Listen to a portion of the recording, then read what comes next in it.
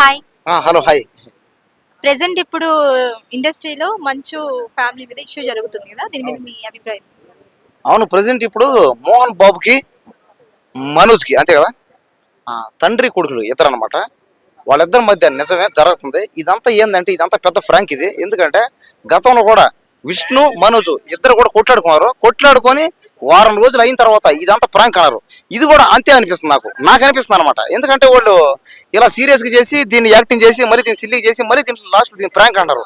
కాబట్టి వాళ్ళ ఫ్యామిలీ అంటే పెద్ద ట్రోలింగ్ ఫ్యామిలీ, పైగా వాళ్ళ పెద్ద కమెడీ ఫ్యామిలీ వాళ్ళది. కాబట్టి పైగా ఈ మధ్య సినిమాలు కూడా లేవు, వాళ్ళవి ఏమీ లేవు. పైగా వాళ్ళ సినిమాలు వచ్చినా కూడా ఏం ఆడవు, బయట వేస్ట్ దండగా. ఇంకోళ్ళ సినిమాల్లో మాయుడే బెస్ట్ వాళ్ళు.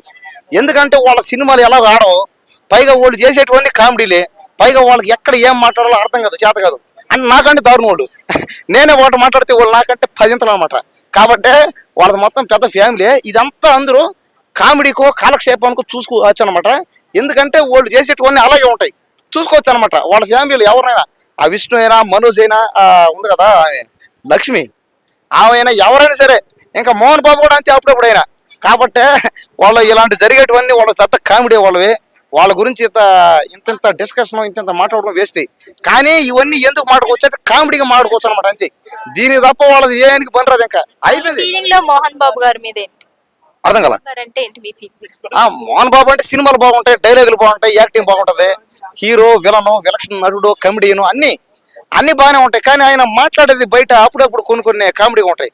ఇంకా వాళ్ళ ఫ్యామిలీలో ఇంకా అందరు కమెడీలు, ఇంకా హీరోలే కమెడీని కూడా మళ్ళీ అంటే పైగా పెద్ద ట్రోలర్లు.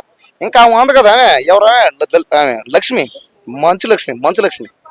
ఇంకా మంచు లక్ష్మిది అయితే ఇంకా మొత్తం కామెడీ. ఇంకా ఏం మాట్లాడుతుందో అంకే తెలీదు, అసలు ఏమి చేస్తుందో అంకే తెలీదు.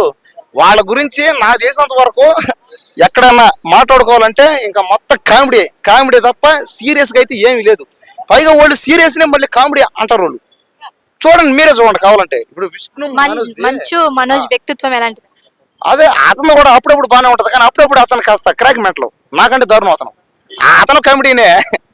మంచు మనోజ్ అయినా కమెడీనే, మంచు విష్ణు అయినా కమెడీనే.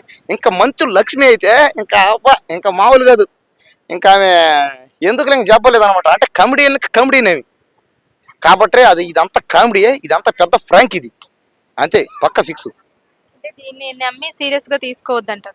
లేదు, ఇదంతా కామెడీ. చూడండి, ఒక 4 రోజులు ఓపి పట్టండి. వాళ్ళ బాధ ఏంటంటే వాళ్ళు ఫేమస్ అవ్వాలి. మళ్ళీ వాళ్ళ పోలీస్ స్టేషన్ లో కేసు కూడా పెట్టారు అంటున్నారు. ఇది కూడా మళ్ళీ వాళ్ళు ఇదంతా చేసుకుని లాస్ట్ లో ప్రాంక్ అంటారేమో. ఇప్పుడు లాస్ట్ లో అన్నారు లేదా మొన్న ఒకసారి. ఇప్పుడు అదంటే జస్ట్ గొడవ, ఇది పోలీస్ స్టేషన్ దాకా. అదే మేడం, వాళ్ళకి ఫేమస్ అవ్వాలని ఉంది, అంతే. ఫేమస్ అవ్వడం చేస్తున్నారు. ఇదంతా కొట్టుకుందాం మళ్ళీ ఒకటైపోయి ఇదంతా ప్రాంక్ కామెడీ అందాం.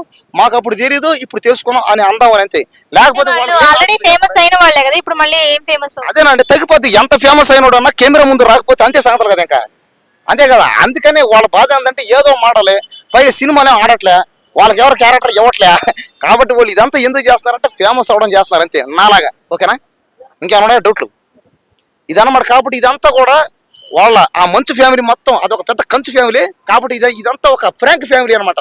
ఇదంతా కామెడీ, ఇదంతా ప్రాంక్, ఓకేనా?